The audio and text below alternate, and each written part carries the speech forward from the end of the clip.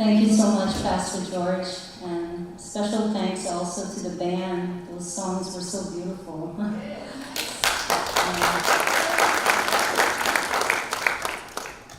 me take off my glasses. A person's most beautiful asset is not a head full of knowledge, but a heart full of love, an ear ready to listen, and a hand willing to help others. This is what I strive for. Good morning, brothers and sisters. Good morning. It's truly an honor and a privilege to be here with you today. I want to especially wish happy Mother's Day to our true mother. Hope she has a wonderful day. And to all the mothers here, happy Mother's Day.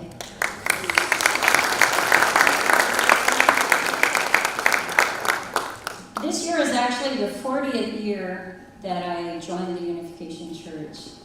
So I went very fast. I'm especially grateful for our two parents for all that they've done to bring me here.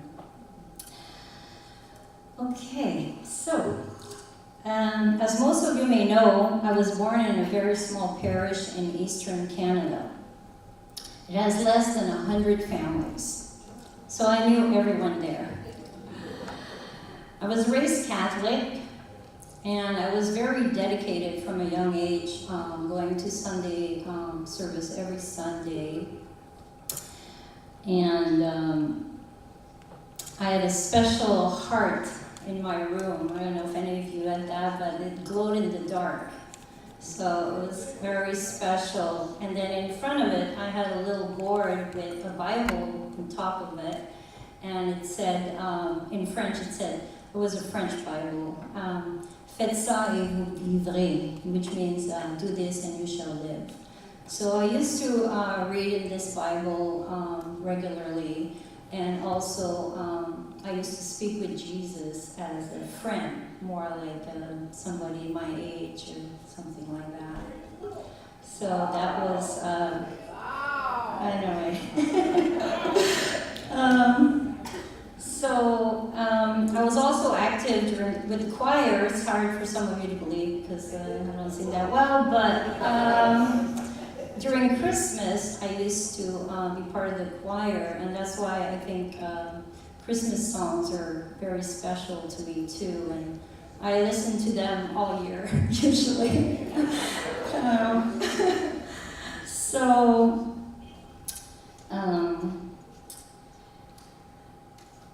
So when I reached about 13 years old, I became a little bit disappointed, I guess. I started thinking like, why are we only good on Sundays? And what's the purpose of my life? Things like that. Why am I here? How can I develop my potential? So anyway, that was the time that I started thinking more deeply about that. So after I finished high school, I started traveling across the country. In the late 70s, I guess, was a very popular thing. People traveled, and I had different kind of odd jobs, and also I met people from all over the world traveling like across Canada. So then I eventually came back home after about a year and a half of that, and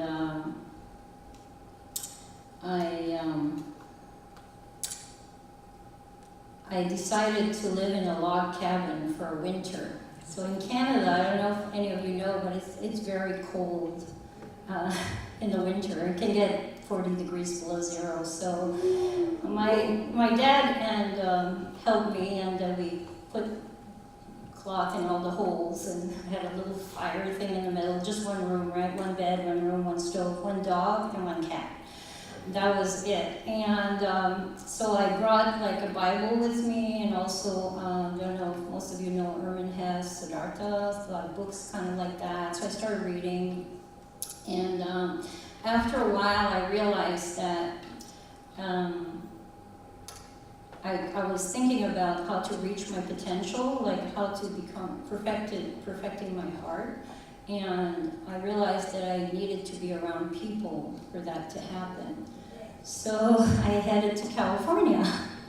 So I was thinking like I wanted to join some group, like a guru or something like that, I had never heard of True Parents before that, in a very small town.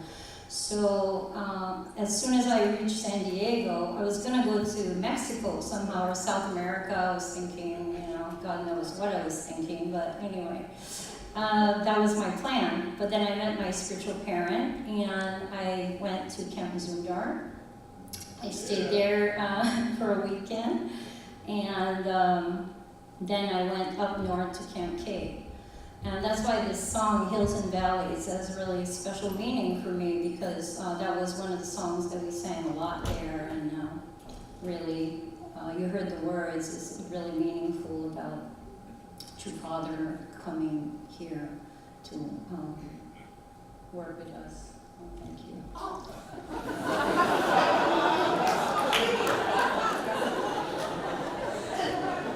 So sweet.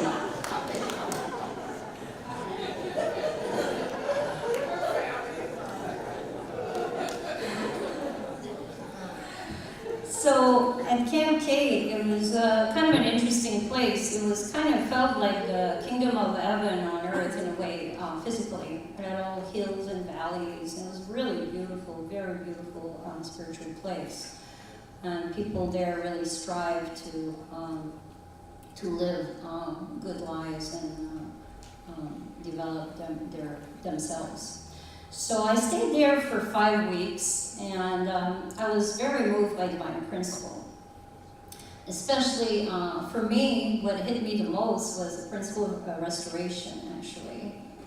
Because I could see through all what people did throughout history, all the great people like, Moses and Jesus and all the great people in history, there was a path that I could follow that could help me to develop myself by learning from what they did, and then their foundation that could help me. So the principle of restoration was really great. So then I joined a business for 5 years called Blue G Products. Reverend Krishnak was actually my leader for the last year, and most of you probably know this already, but he has a very deep heart. Actually, at the end of my time, I became very ill, and he really helped me to find the right doctors and to nurse me back to health. So I'm very grateful to him. So thank you, Reverend Krishnan.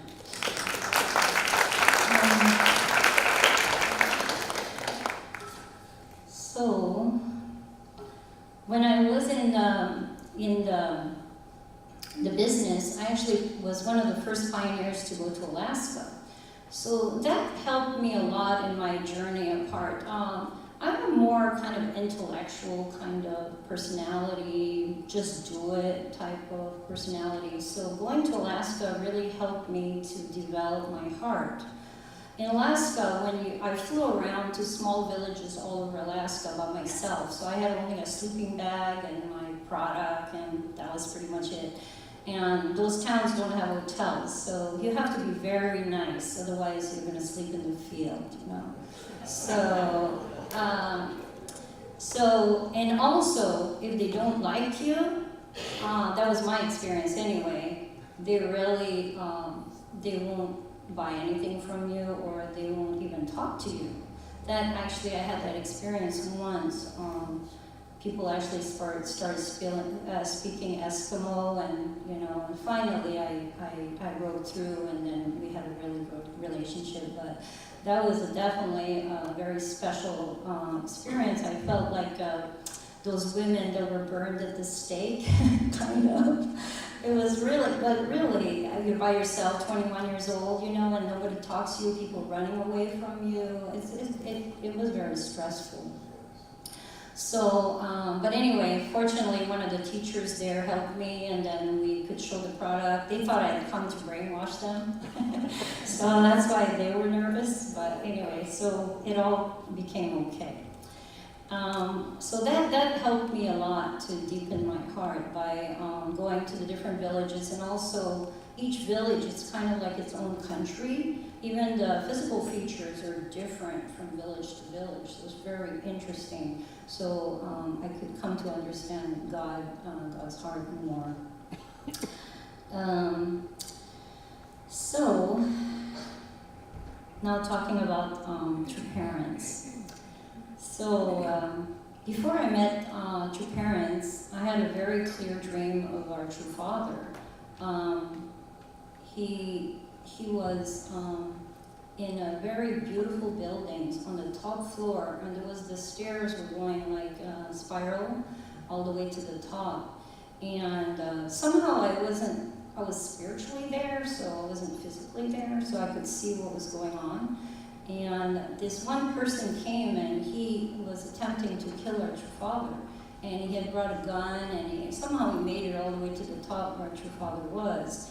And he pointed the gun at true father, but the gun wouldn't shoot. So I remember in the dream thinking like, wow, our true father loved creation so much that, somehow creation, of course it's man-made creation, but still, didn't want to hurt him. So that was a very deep experience. And it was about 35 years ago, and I still remember very, very clearly this dream. Then I had another experience when True Father and True Mother were doing the tours. They came to Los Angeles, the Westin, I believe it was, downtown. And Mrs. Susan Lee guided me, and we went together to see True Father up in his quarters. So that was very, very special. They spoke for about 15 minutes, and I just stood there, and it was just like I was just in heaven, And then she introduced me to True Father to me, and then I shook his hand, and I just remember him looking. It was kind of like he was looking at my soul. Right? I know some of you probably have that experience, but that was very deep. And then my husband actually he had some experiences with true parents fishing, but also he's the type of person that has many dreams. So he actually had a dream that he told me that was, I'll just read it like he's reading it. So, sitting on the ground, lost in thought, looking down, Mother came and said, "Are you going to be okay? You look sad." The moment I saw Mother, I jumped onto my feet, and my spirit became exuberant and said, "No problem, Mother. I'll be fine." And then we walked together. It really felt like I'm her son, and Mother is taking care of me. We hugged, and Mother left. So that was his dream. Also, my husband and I are very interesting the way we met. Just before I was engaged to him, I told a friend of mine when I was a kid I would marry somebody from India, and I think he was probably one of the only ones in the room. And I think Darlene was already blessed, so probably I was the other Indian. So, and then my husband, so after I saw him and I said, "Where are you from?" He said, "India." I said, "Well, I accept." And then he actually told me he had a dream of me when he was 18 years old, so that was, yeah. So that's kind of our background. Another thing I want to share about is the reason I chose this topic about heart is sometimes I notice through friends I can understand my husband better. So I think the importance of having friendship has been so important in my life. I have many friends, many of you here, friends of mine, and also I have a friend, she's from Asia, and her husband is Caucasian, he's American. So she was sharing with me about something about their relationship, and then I realized actually she's very similar to my husband. And then her husband, the way she's talking about him was similar to me, right? So that helped me to look at him in a different way through some friends. So I think we have so many different personalities out there, so I think that can help us, help me anyway in my relationship with my husband, just to kind of step back and, then I can appreciate him even more. Like, he's very thoughtful. He bought me this for Mother's Day, and flowers, and I told him around Christmas I really wanted a record. I got a new record player, so he, just kind of mentioned it, and he comes up with a record, so he's very thoughtful, and so that's one other thing I wanted to share. And also about friends, when I was a kid, I had, there was 6 of us. We made a pact that every 5 years we would meet, and we're still meeting. So this is from my hometown of 100 families. So we meet, now we're meeting a little more because we're all getting older. But it's really been wonderful to keep that relationship like that up. And also, maybe many of you know, we have a son with autism. And when he was little, it was very difficult. Now he's actually making so much improvement every day. We're so impressed, And then with that community, also I have 6 friends that we meet regularly, and they're really always there for me. I'm there for them. Call me in the middle of the night, I call them. That's really such an important thing, to have close friends. And even for James, we've developed a relationship with a good friend of mine. Her son, he has also autism, and regularly they meet. And now they've become really close. I think it's really important. Like, for example, they go bowling, and then James will say, "Hey, it's your turn." And then if we say it, the guy doesn't move. But James says it, he goes.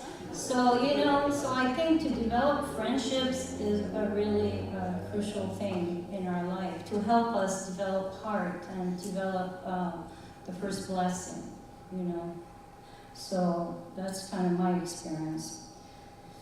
So, finish up, I was so moved by your mother's talk that she gave in Hawaii, actually. And I wanted to read it again before I finish. I wonder if I can find it. Where is it? Huh. Okay, here it is. I'll just read the last part. Shall I read the whole thing? So, true mother. The olive tree is a truly exceptional tree, and this is why, when it has its leaves and bears its fruit, it is so precious. When we think of the olive, it is a healthy fruit. In the Middle East, people use olives in their food, and this is why we can see in many medical studies that these people are quite healthy. I am sure that even without telling you the benefits of olive oil, especially, there are not so many trees as exceptional as the olive tree. The olive tree is really a case in point. How do our roots look today? Through the true parents, we received the holy marriage blessing and became blessed families. Not so long ago, when I was in Hawaii, a couple from the 1800 couple marriage blessing came to see me. They told me that it has been 40 years since they received the marriage blessing. Many families received the marriage blessing 30, 40, or 50 years ago, and they have deep, healthy roots. From now on, please reflect on, who am I? What did I take responsibility for? What did I do? What position am I in is not important. We need to focus on where should we go. To reach that destination while we are on this earth, what responsibilities did we fulfill? What did we accomplish? And what did I do to prepare my future generations? What did I do for my second, third, and fourth generation? What clear foundation did I build? This is very important, isn't it? So I'm so grateful for our true mother, because even though our true father passed, she's been working so hard, traveling all over the world, really trying to bring peace and harmony in the world. So really want to praise our true mother, especially today on Mother's Day. Thank you so much for all your time. Amen. Thank you.